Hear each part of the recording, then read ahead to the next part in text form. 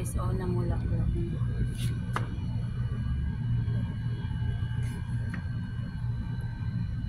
Guys, meron na siyang bulaklak guys, oh, nandiyan, oh.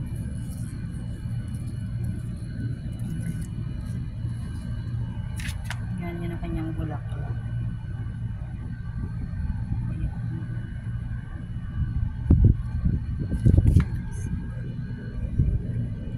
Sana mamunga yung aking tanim kasi before guys nagtanim ako, meron akong napabunga guys. Guys, magtanim lang tayo guys para mayroon tayong aanihin at pray tayo sa mga prutas at gulay. Yan.